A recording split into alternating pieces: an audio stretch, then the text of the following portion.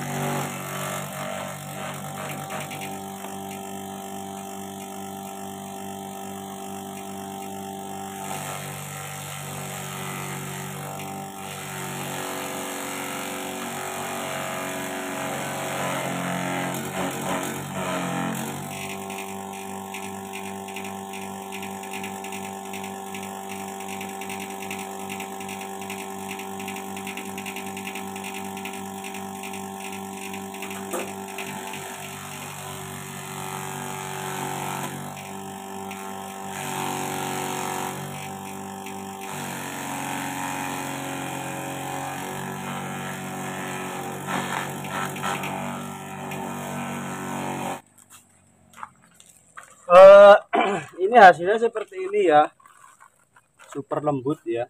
Memang ini dominan untuk unggas. Kita buat tidak spesial ya. Kalau untuk kambing, mungkin untuk komboran ataupun fermentasi ya, hasilnya seperti ini lembut. Super super lembut ya. Oke, sampai jumpa lagi di lain waktu ya. Mohon maaf kali ini udah sore, kita buru-buru waktu ya. Oke, sampai jumpa lagi di lain waktu. Wassalamualaikum warahmatullahi wabarakatuh. Bye bye.